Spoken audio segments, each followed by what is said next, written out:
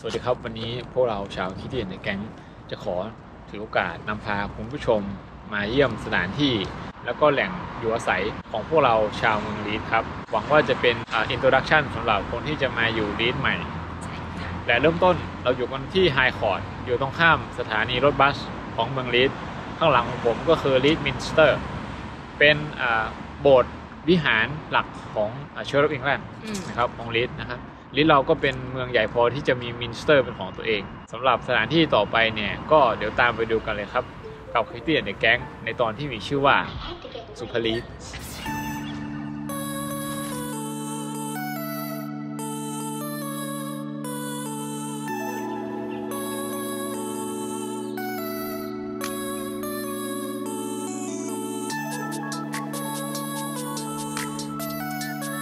ที่ดีทุกเมืองก็จะต้องมีสวนครับและที่นี่ลีดเราก็มีสวนสาธารณะมากมายที่อยู่ในใจกลางเมืองแล้วก็ในบริเวณ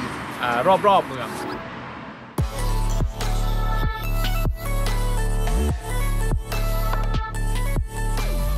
วันนี้เราได้กล้องตัวใหม่นะครับเป็นกล้องฟิล์มครับผมใส่ฟิล์มขาวดำไปเป็นโลไลท์35โลไลท์35ครับเดี๋ยวถ่ายมุมนี้มีวัดแสงในตัวด้วยเทคนิคการถ่ายฟิล์มขาวดำเนี่ยต่างกับฟิล์มสียังไงครับก็มันจะไม่มีสีอะอะไรเนาะฟิล์มขาวดำต่างกับฟิล์มสีคือไม่มีสีเขาบอกว่าฟิล์มขาวดำจะต้องนำเสนออารมณ์มากกว่าสีสันเพราะนั้นถ้าจะให้ดีเนี่ยขาวดำมันจะถ่ายคนอ๋อเหรอ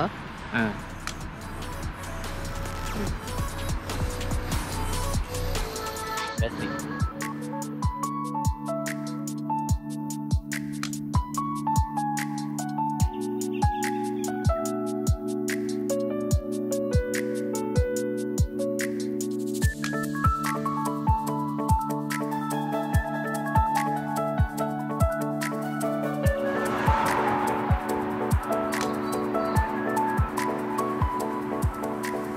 ที่นี่คือ Morian Center นะครับศูนย์กลางร้านสรรพสินค้าในเมืองมี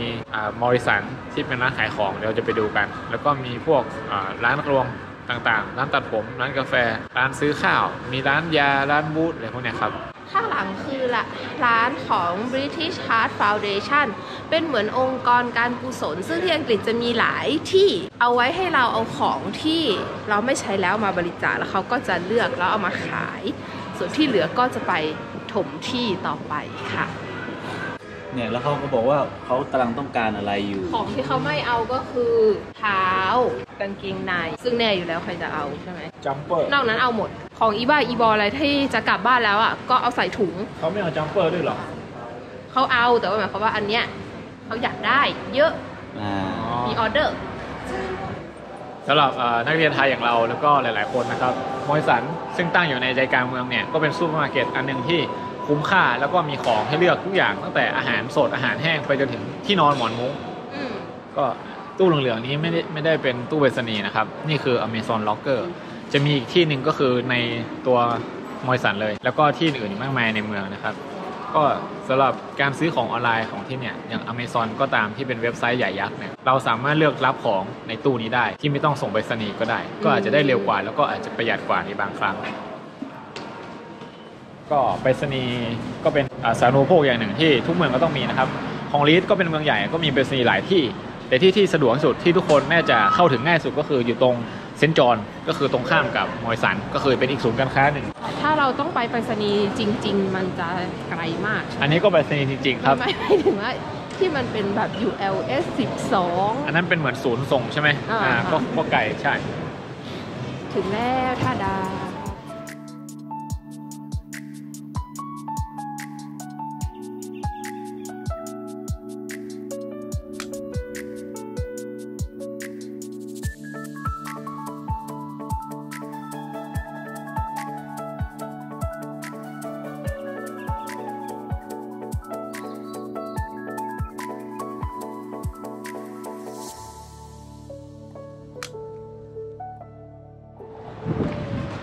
ตอนนี้เราอยู่ที่ถนนที่เรียกว่า Brickgate Lane หรือว่า Brickgate ก็เป็นย่านใจกลางเมืองหรือว่า CBD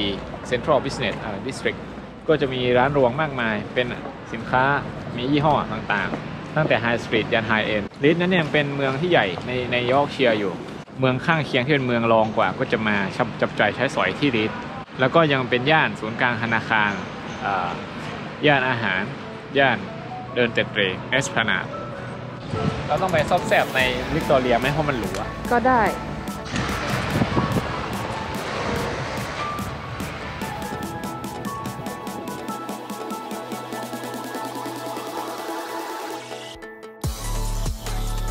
ครั้งหนึ่งเนี่ย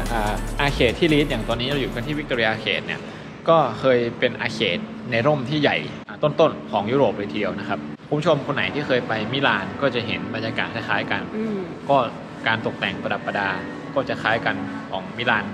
อาร์เคดที่มิลานที่อยู่ข้างๆดูโอโม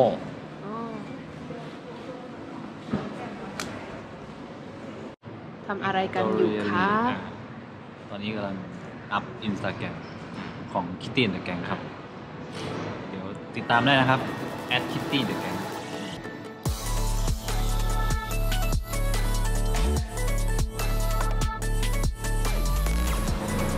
นี่เป็นธนาคารลอยนะครับก็สำหรับนักเรียนไทยที่มาก็มาเปิดบัญชีที่นี่ได้สะดวกสบายกว่าบริการดีตอนนี้เราก็ยังอยู่ในเมืองอยู่ตรงนี้ก็เป็นย่านช้อปปิ้งข้างหลังคือ Mark and Spencer แล้วก็นี่ก็คือห้างอะแหละก็เป็นที่รู้กันอยู่แล้วว่านักเรียนเนี่ยจะมีอภิสิทธิ์ในการซื้อของเพราะฉะนั้นส่วนใหญ่แล้วร้านทุกร้านที่อังกฤษก็จะมีส่วนลดให้นักเรียน 10% แต่Mark and Spencerไม่มีศาลาไม่มีเรียนมาด้วยเอาสิ่งที่ต้องพกมาก็คือบัตรนักเรียนเวลาใช้ส่วนลดก็ต้องโชว์บัตรนักเรียนหรือไม่ก็บางร้านจะใช้วิธีรับโค้ดผ่านแอปที่ชื่อว่า Uniday เรากลับกล้องไปฝั่งโน้นนะครับเราก็จะเห็นสะพานสีรุ้งตรงนี้เราอยู่กันที่ยังอยู่กันบนบริเกตก็สะพานสีรุ้งตรงนั้นก็จะเป็นคล้ายๆเป็นผับแล้วก็ย่านชุมนุมของกลุ่ม LGBT แล้วก็จะเป็นสถานที่ประวัติศาสตร์อีกอันนึงก็คือบริเกตเนี่ยมันย่อมาจากว่า bridge แล้วก็เกตเป็นคล้ายๆถนนเมนของเมืองในช่วงปฏิวัติซีวิลวอร์เขาเรียกอะไรนะสงครามกลางเมืองเนี่ยที่แย่งกันระหว่างฝ่ายเอาเจ้ากับไม่เอาเจ้าเนี่ยเขาก็สู้กันตรงนี้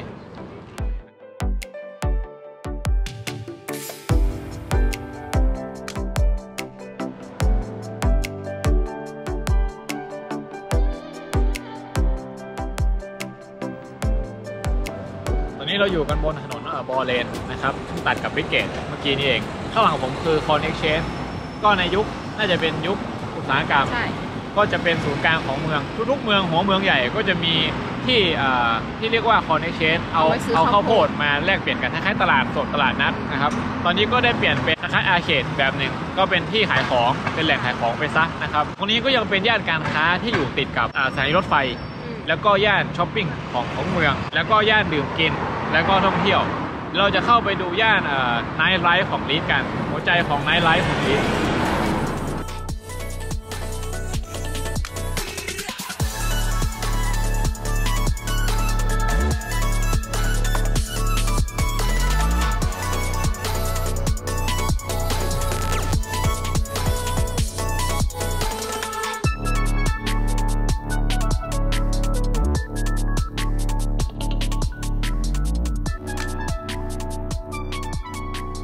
ยืนอยู่บนสะพานลีดบริดจ์ครับสะพานที่เป็นสถานที่ประวัติศาสตร์อันหนึ่งของเมืองก็คือไม่เพียงแต่เป็นสะพานที่เชื่อมระหว่างตัวเมืองแล้วก็นอกเมืองแต่เป็นสะพานที่ถ่ายกล้องรูเข็มครั้งแรกของโลกและแม่น้ำที่ผมกำลังยืนอยู่นี่คือแม่น้ำแอร์แม่น้ำสายหลักที่ไหลผ่านลีด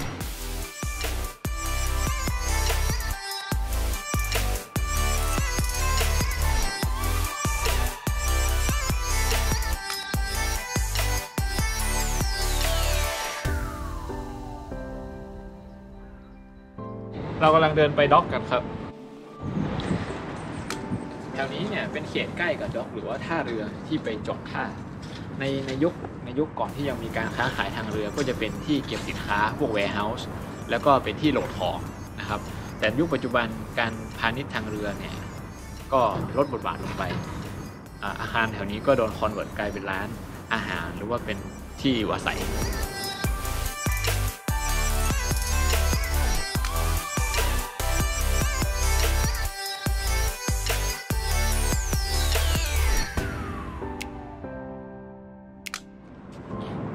นั้นก็เป็นตัวอย่างอีกตัวอย่างหนึ่งนะครับสะพานสีแดงตรงนั้นเดี๋ยวเราจะไปดูใกล้ๆกันผม จะบอกอย่างหนึ่งว่าลีดก็คือเมืองหนึ่งได้รับการพัฒนาในช่วงปฏิวัติอุตสาหกรรมและช่วงนั้นก็จะมีโครงสร้างที่ทำจากเหล็กหล่อคาสต์ไอรอนเยอะแยะมากมายสะพานตัวนั้นก็คือหลักฐานที่หลงเหลืออยู่ที่บอกว่าเมืองเนี่ยพัฒนาในยุคที่มีการวัฒนอุตสาหกรรม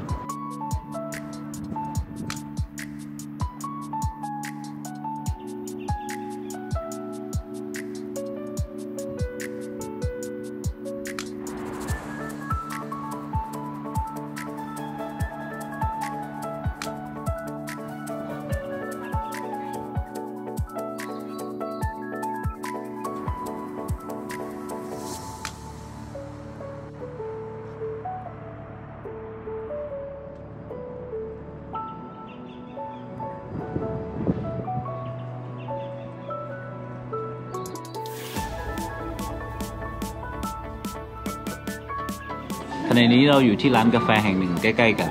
อยู่แถวๆลีดด็อกชื่อว่านอร์สตาร์ฮิปสเตอร์ครับ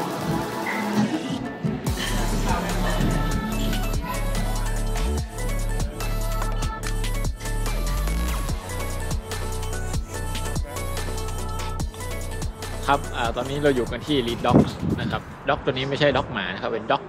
ก็คือท่าเรือก็ตอนนี้สถานที่เป็นพัฒนากลายเป็นแหล่งอสังหาริมทรัพย์เป็นพวก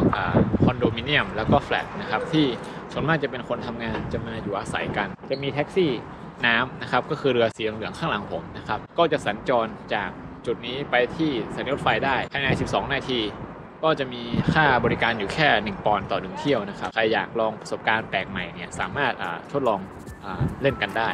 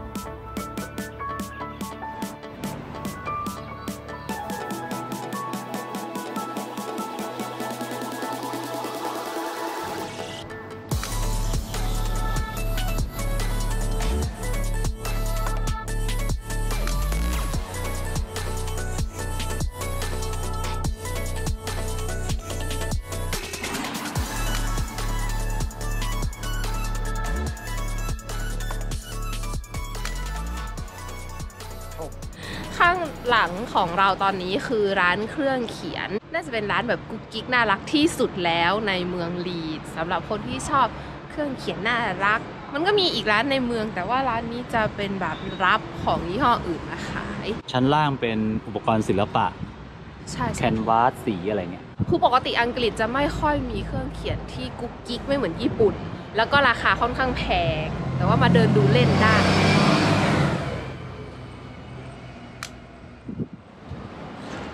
ผมยืนอยู่ตรงคอเลนนะครับก็เป็นสถานที่ที่มีผับบาร์มากมายก็เป็นจุดเชื่อมมาจากแหล่งท่องเที่ยวยามกลางคืนที่เป็นเสน่ห์ของเมืองลีดลีดแม้ว่าจะเป็นเมืองที่ไม่ใหญ่เท่าแมนเชสเตอร์แต่ว่าในโซนยอร์กเชียร์เนี่ยโซนเนี่ยเขาจะมาเที่ยวที่ลีดเพราะลีดเนี่ยมีชื่อด้านไนท์ไลฟ์นะครับซึ่งเด่นกว่าหลายเมืองและเพิ่มเติมก็คือแหล่งของผมก็คือเคอร์เกตมาร์เก็ตก็คือตลาดสดของเมืองลีดนะครับซึ่งเรามีคลิปตลาดไปแล้วนะคะเดี๋ยวตลกจะไปเดินตลาดตลาด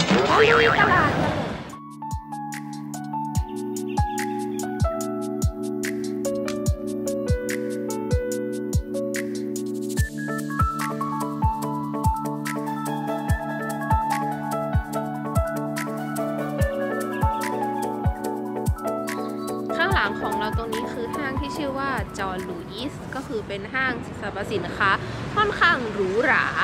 ของจะแพงนิดนึงเป็นอีกเกรดนึงไม่เหมือนพวกร้านข้างนอกก็จะหรูหน่อยๆซึ่งก็อยู่ใกล้กับตลาดสดตรงข้ามตลาดข้างหน้าของเราก็คือข้างหน้าของเราคือร้านขาย Fish and Chip ชื่อดังของเมืองลีดซึ่งมีไม่กี่สาขาไหมในอังกฤษเป็นร้านที่เก่าแก่ชื่อว่าร้านเมียชาวประมงหรือว่า The Fisherman's Wife ของขึ้นชื่อมีรุ่นพี่คนหนึ่งแนะนำว่าอย่าไปสั่งว่า Fish and Chip นี่มันธรรมดาไปให้เดินเข้าไปสั่งว่า Head Dog ซึ่งมันคือปลาชนิดหนึ่งแล้ววิธีกินที่ถูกต้องก็คือต้องราดวินิก้าก่อน น้ำส้มสายชู ต้องสายชูที่มันเป็น โรยด้วยเกลือ สายชูที่เป็นมืดๆอ่ะสีดำโรยด้วยเกลือนิดหน่อย และต้องกินกับมูชี่พี จะไปทำหาเคชัพนี่ไม่ได้นะ ไม่ได้ บาป อย่าไปกินกันอย่างนั้นไม่ได้ แก้ข่าวขณะนี้ร้านย้ายเข้าไปในตลาด แต่ก็อยู่ในตรงนี้แหละแต่ไม่ได้อยู่ตรงนี้แล้วแต่ว่าอยู่ข้างใน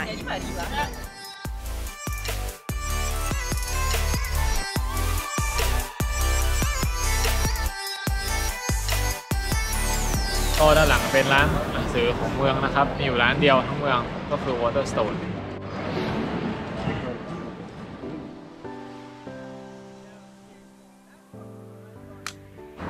ด้านหลังของเราตอนนี้ก็คือทาวน์ฮอลล์นะครับเป็นอาคารที่เด่นมากของลีดแล้วก็มีหอนาฬิกาซึ่งตอนนี้กำลังปิดปรับปรุงอยู่ข้างในก็จะมีอาคารที่เป็นห้องโถงที่ใหญ่โตเอาไว้สำหรับจัดงานสำคัญต่างๆในทุกปีที่ลีดจะมีวัดไทยซึ่งมีการทอดพระป่าสามัคคีก็จะมีการถวายพระป่ากันในทาวน์ฮอลล์เป็นปกตินะครับแล้วก็มีกิจกรรมสำคัญเช่นเรามาฟังเพลงChristmas Carol และอาคารข้างๆกันนะครับตรงข้ามก็จะเป็นอาคารห้องสมุดอาคารแรกนะครับที่ตอนนี้มีชิงช้าสวรรค์บังอยู่ห้องสมุดนี้จะเป็นห้องสมุดของเมืองซึ่งเปิดบริการฟรีให้กับคนทั่วไปซึ่งอาคารห้องสมุดก็จะติดกับอาคารที่จะเป็นอาร์ตแกลเลอรี่ก็จะเป็นอาร์ตแกลเลอรี่ประจำเมืองโซนนี้ก็จะเป็นย่านที่ติดกับย่านกฎหมายก็คือพวกทนายความแล้วก็ศาล Magistrates Court แล้วก็ Crown Courtซึ่งเป็นศาลว่าการของที่ลีดแล้วก็เลยมีสำนักงานทนายความเยอะแยะมากมายเดี๋ยวเราอาจจะเดินไปดูกันหรือเปล่านะครับแล้วก็ยังจะเป็นด้านหลังของผมนี้ก็ยังจะเป็นอาคารสำนักงานของธุรกิจการเงินต่างๆพวก financier ก็จะเห็นว่าอีกมุมหนึ่งของลีดนอกจากอุตสาหกรรมการบันเทิงกลางคืนอุตสาหกรรมการศึกษาเนี่ยก็จะมีอุตสาหกรรมทางด้านกฎหมายแล้วก็อุตสาหกรรมทางด้านการเงินผสมเข้าไปด้วยนะครับในเมืองแต่ก็จะมีการแยกสัดส่วนชัดเจนมีเกร็ดเล็กเกร็ดน้อยก็คือเมื่อปี 2000 เนี่ย BBC เนี่ยมีซีรีส์ที่เกี่ยวกับทนายความชื่อว่าNorth Square ก็คือถ่ายทำที่นี่นะครับเป็นเรื่องราวของทนายความถ่ายทำตรงนี้เลยตอนนี้เราอยู่กันใกล้ๆกับ Millennium Square นะครับสถานที่จัดงานทั่วไปแต่เราเดินเข้ามาลึกอีกตรงถนนPortland Street ตรงนี้ก็จะเป็นอาคารเก่าเหมือนปราสาทนี่คืออาคารที่เป็น accommodate Lead Infirmary หรือว่าโรงพยาบาลทั่วไปของ Lead นะครับก็เป็นโรงพยาบาลเก่าแก่น่าจะเกิน100 ปีนะครับใครดูเรื่องDownton Abbeyก็มีการกล่าวถึงโรงพยาบาลตัวนี้ด้วยก็คือถือว่าเป็นโรงพยาบาลที่ใหญ่ในเขตยอร์กเชียร์ทั้งหมดก็คือ Lead Infirmary นะครับแล้วย่านนี้ก็ย่านแถวติดกับ Great George Street เนี่ยก็เป็นย่านการค้าแล้วก็เขตธุรกิจเขตทำมาค้าขายในยุคโบราณถ้าใครดูรูปเก่าๆของลีดก็จะเป็นรูปแถวนี้ก็เป็นอีกโซนหนึ่งของเมืองที่สวยงามมากครับเนื่องในโอกาสนี้ก็ขอจบคลิปแต่เพียงเท่านี้ถือว่าเป็นการนำเที่ยวคลิปสุภาลีดโดยคุณสุภริศชื่อนี้จริงๆใช่ไหมเป็นการแนะนำเมืองและก็เป็นการอำลาจากไปโดยพี่มิกจากต่อถึงรุ่นน้องในปีต่อๆไปค่ะสวัสดีลาคุณพิงขึ้นนะ